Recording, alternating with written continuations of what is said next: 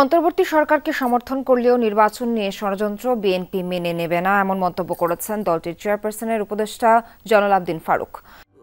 আপনাদের ভালোবাসায় ডিপ্লোমা এখন দেশের 1 নম্বর full cream milk powder brand.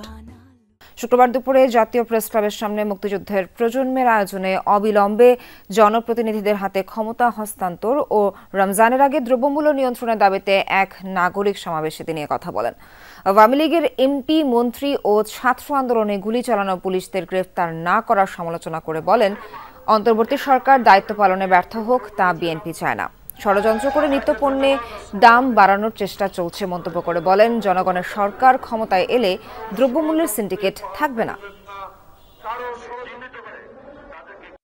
হাসিনার আঁচলে থাকা কিছু কুচক্রীমল সচিবালয়ে যারা বসে আছে, তাদের আঁচলে, শেখ হাসিনার আঁচলে থাকা লোকগুলো এখন এই রোজার কয়েকদিনে বাকি ষড়যন্ত্র শুরু করেছে। চিনির দাম বাড়িয়ে টাকা জোগাড় করে বোমাকে নিয়ে, আবার অস্ত্র কিনে, আবার এই সরকারের বিরুদ্ধে ষড়যন্ত্রে লিপ্ত করার ষড়যন্ত্র শুরু হয়েছে।